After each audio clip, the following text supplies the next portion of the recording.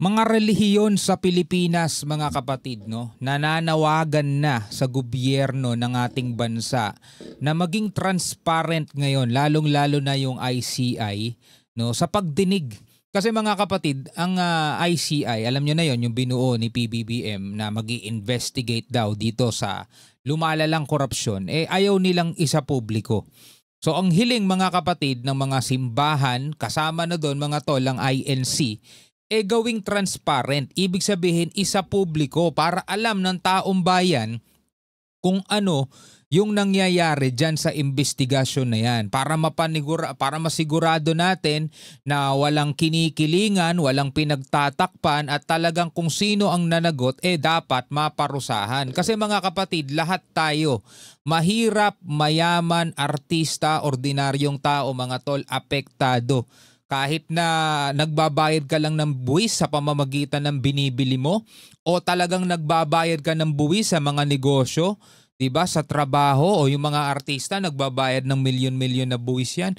Mga tol, lahat yan apektado, lahat tayo apektado dito sa lumalalang korupsyon na to. Eto, panoorin natin.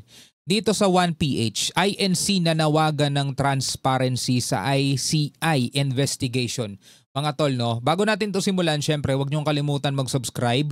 Click nyo na rin ang notification bell para ma-notify kayo whenever na may mga bago tayong reaction video tulad nito. Syempre, mga tol, bilang Pilipino, lahat tayo kasali rito Damay tayo. Lahat tayo may boses dito. At iba't ibang mga relihiyon na mga kapatid ang nananawagan sa administrasyon na dapat isa publiko itong ginagawang investigation na to ng ICI. Panoorin natin to, mga tol. Nagsabi na rin talaga ang Simbahang Katolika. Pati Catholic nagsabi na rin. Via CBCP. Ito hindi usapang religion to, hindi usapang Bible to. Ito'y usapan bilang Pilipino, mga tol. No, wag nyo nang tignan kung anong mga relihiyon yan. Diba? Kaya mapa-Islam, mapa-Catholic, mapa-Christians, Iglesia ni Cristo, mga tol. Lahat tayo nandirito sa bansa natin. Lahat tayo binabaha.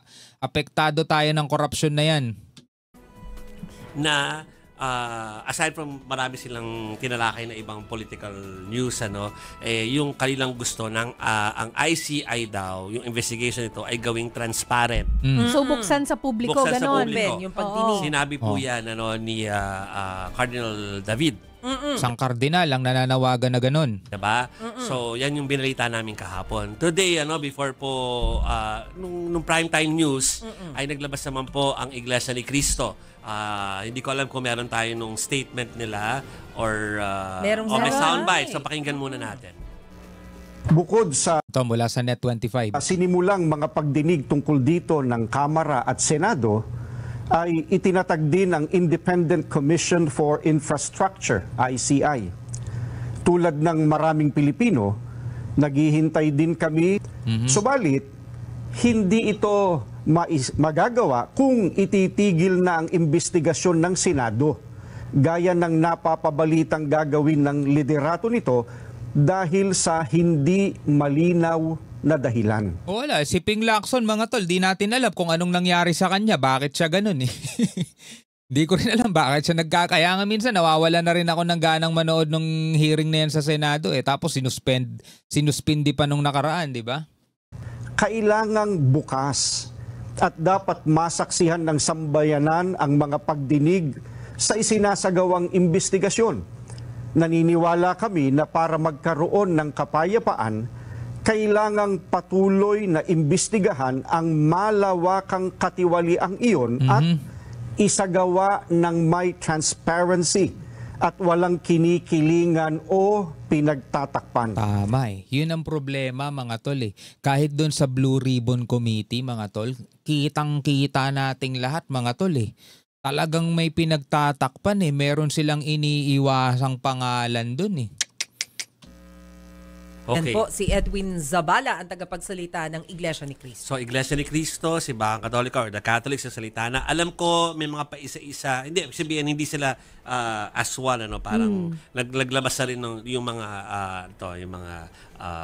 Christians, yung ano bang movement nila, or basta yung ano po, yung mga nagba-Bible study, alam ko naglabas na rin sila ng kanilang mga kanya-kanyang mga statement tukol dito sa transparency na yan at yung iba pang mga sekta po.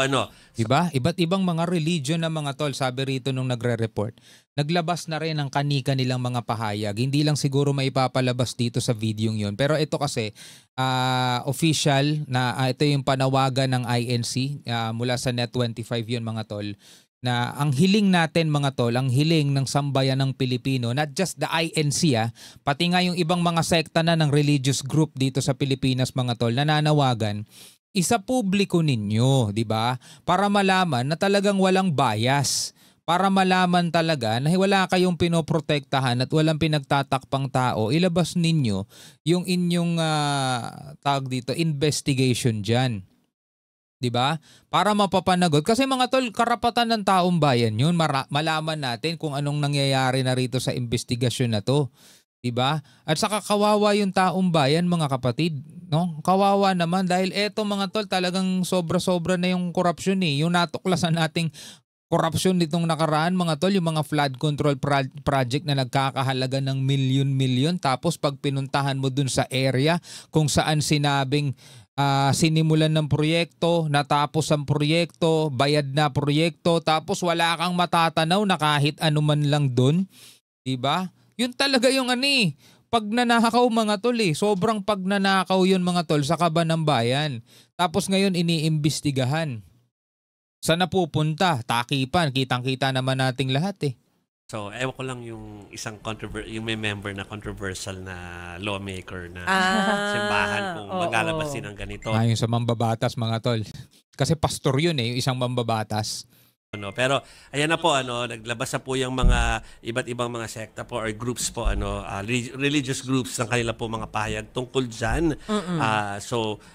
Yung iba parang transparency sinasabi pero more of buksan yung hearing. Yes. Pero parang hindi natin nagagawa yun. Ang parang bukas lang is nandoon ng media to cover and ambush. Oo, naghihintay lang sila na lumabas dun sa office para makausap yung mga ini-invite ng ICI at yung mga members ng ICI na pwedeng magkwento sa kanila. Yes. Oo, yun lang ang nagagawa ngayon ng media.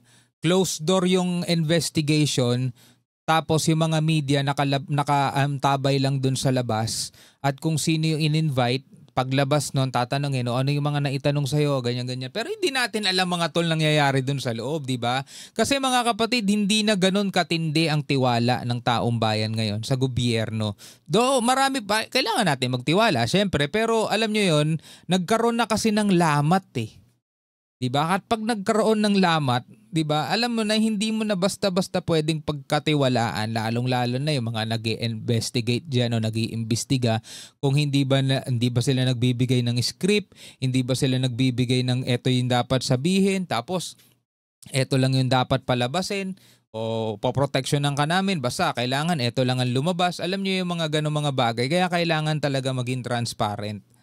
Hindi talaga first hand. Oo, hindi mo makikita yung procedure. Hindi rin naka-live So hindi sa parang yes. yung teleserye pinapanood natin Sa Blue Senate Ribbon. serye. Hindi ganun po So parang kasama po sa panawagan yun. Okay ba nga kapatid? So eto na nga napag-usapan natin Mismo nga mga religious group Pahayag ng Iglesia ni Cristo nananawagan na mga tol na sana makinig ang ating gobyerno. Kung talagang gusto nila ng kapayapaan, kailangan talagang maparusahan mga tol. Yun lang naman ang hinihingi ng taong bayan katarungan. Bakit mga tol? Kasi mga kapatid, hindi biro yung ginawa nilang pagnanakaw. Diba? Hindi biro yung ginawa nilang pangungulimbat sa kaban ng bayan dito sa ating bansa. Grabe, diba? Kitang-kita nyo naman kung paano tayo nilulubog ng baha kada bumabagyo. Matatapos na lang ba ang taon to na wala man lang napapanagot, napaparusahan? Anyway, bilang mga Pilipino, ano ang inyong masasabi rito? Comment na lamang kayo sa ibaba. Hanggang sa muli, ako nga pala si Shobaldi. Peace out.